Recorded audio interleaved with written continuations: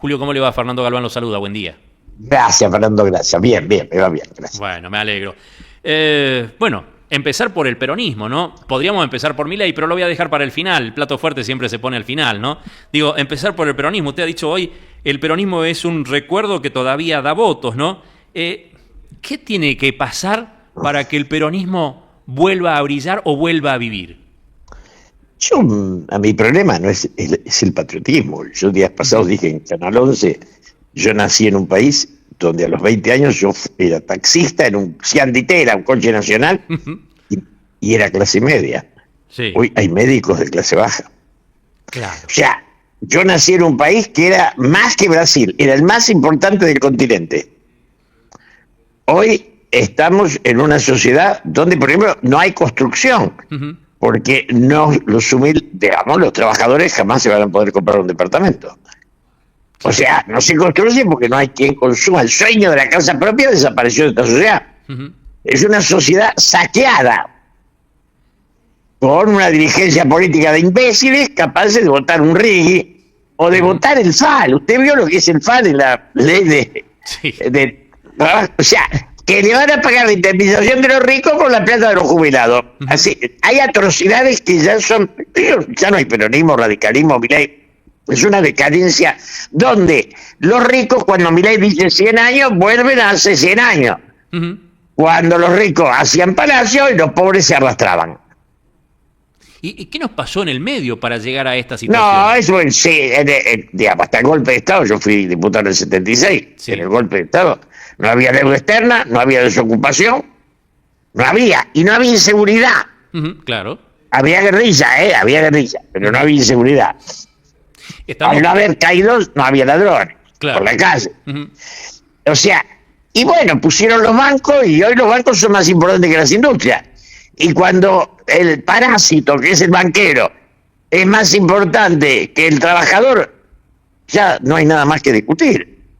Estamos en manos de delincuentes, algunos del disfrazado peronista, otros de radicales y otros de Milei, pero delito de todo. Porque la casta, como dicen estos idiotas, son ellos. La casta es el que llega. Julio, a propósito de esto, ¿no? De la casta, el que llega, y la casta que Milei decía es Cristina dice la casta son ellos. Perdón, Milei sí. A mí me da más vergüenza que Alberto, y yo no sé quién es menos respetable, si Alberto o Milei. Ahora, usted y yo, si nos podemos pensar en el desprecio humano que implican Alberto Fernández y Milei, dos personajes que yo con los que no tomaría un café a la mañana si parara en el bar de al lado. Claro, me imagino. Ahora, ¿y por qué lo votó la gente?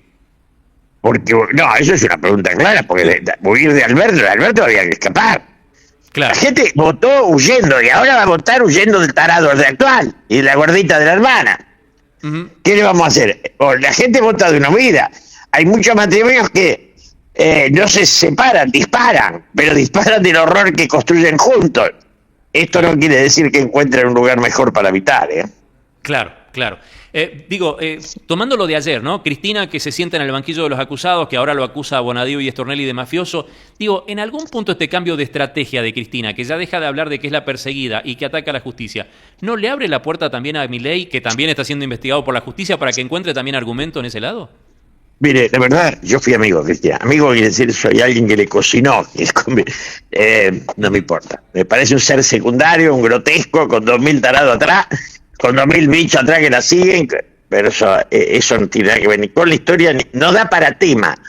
Vio, hay cosas que pasan como si se raspan dos coches en la esquina, no alcanza eso para un tema. Cristina no le importa a nadie, ni a sí misma se importa. Es un grotesco. Fue mi amiga años, años. Estuve en su casa, ella es la mía, ya está. Digamos, ¿qué tiene que explicar? Claro. Bonadío fue mi amigo y era un caballero. A ver si nos entendemos. Bonadío fue mi amigo y era un caballero. Ella no le llega al talón a Bonadío. Basta, termine. Son temas secundarios. Cualquier empresa que cierra es mucho más que tema que Cristina Kirchner. Bueno, sí, claramente. Cualquier empresa que cierra, cerraron 20.000 en lo que va del gobierno de Milei, casi 300.000 puestos de trabajo menos, ¿no? Y ustedes tienen un gobernador que canta. Bueno, ayer fue involucrado también en el testimonio de Cristina, el gobernador.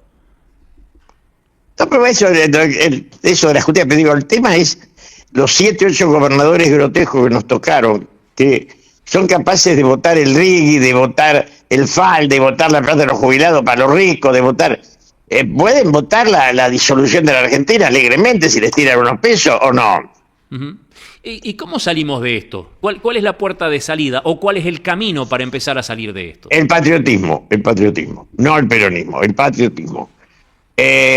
Cuando nos dé dolor lo que estamos haciendo por la patria, con la patria, por unos pesos, y entonces algunos piensen, che, Güemes, ¿qué era? ¿Qué festejamos? Uh-huh. O sea, encarnemos la historia. ¿Cómo vivíamos acá?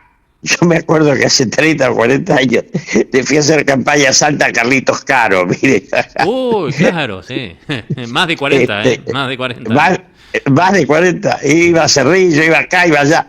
Pero va, y ahora hace 3 días o 4, mi amigo Marocco me pidió unas palabras para el recuerdo a Pedro González. Yo iba a Salta al bar Tribunales, uh-huh, donde me juntaba con un grupo de brillantes radicales, peronistas, liberales, conservadores.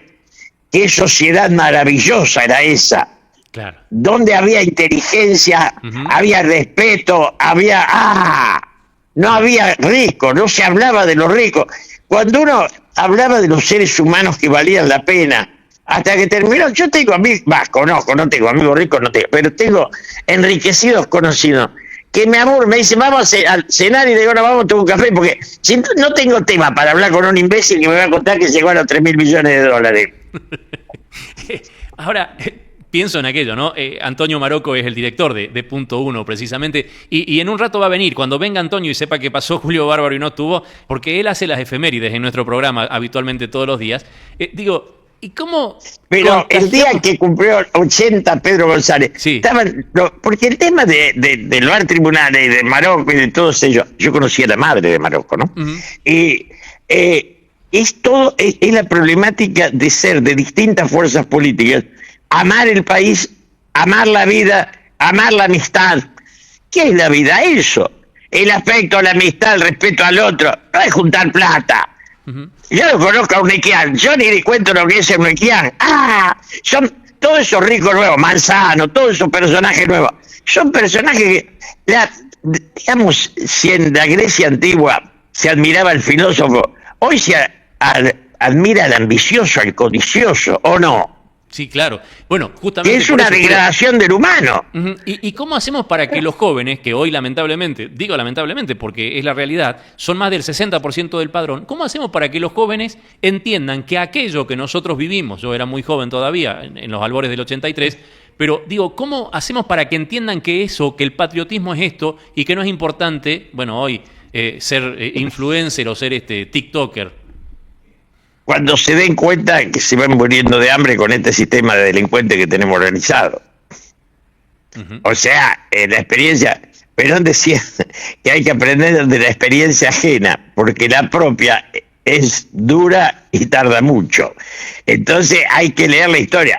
Pero también Gramsci decía que la historia es una gran maestra. Lo que pasa es que la humanidad le da pocos alumnos, ¿no? Claro, exactamente. Uno de los factores, entiendo... pasa por la educación también, ¿no? Una educación que este gobierno se encarga que sea cada vez más pobre, más Pero no, ni lo piensan, porque ellos son brutos, ellos nacieron brutos.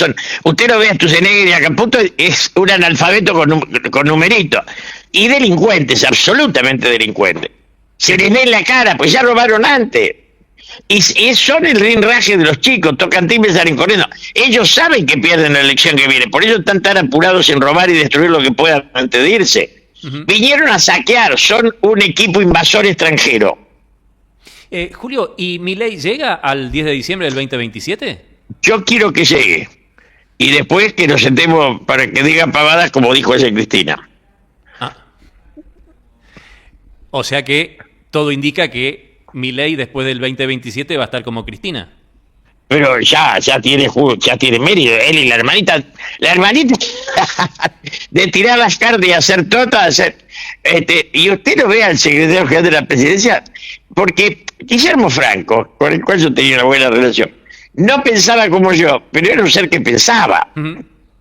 Sí, creo los regímenes, cuando van eligiendo al obediente en lugar del inteligente, es el momento que trae la decadencia. Cristina eligió a Alberto Fernández, más idiota no había, le aseguro, miren que los conocían todos. Más idiota que Alberto no había. Claro. Adorni, hizo referencia a Adorni. Y Adorni, Franco era indudablemente el hombre que todos coincidíamos, era el más político, el más formado, el más Yo aplomado. presenté un libro sobre el Carlos Mujica, que había hecho Severino Reato, y nos invitó a presentarlo a él y a mí. Y era un caballero, y habíamos pasado historias juntos, pero era un ser humano. Uh-huh. Ahora, esto es un cachivache que no, o sea, que es lo que digo, es un Alberto Fernández nada más que adorna, y Alberto gobernaba. Claro. ¿Y otro personaje de este gobierno, Patricia Bullrich?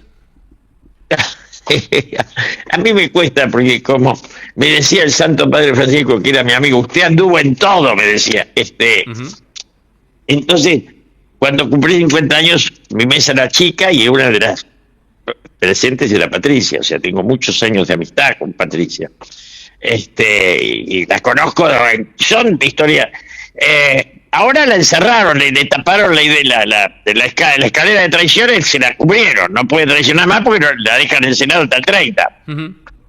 Entonces, pero yo me acuerdo que la acompañaba yo a que trate de ser diputada, porque yo no quería hacerlo y la acompañaba a ella, y fui yo a ver a algunas autoridades, porque era diputada, me hicieron diputada peronista, y obviamente en el vuelo se dio vuelta y se iba para el otro lado. Uh-huh.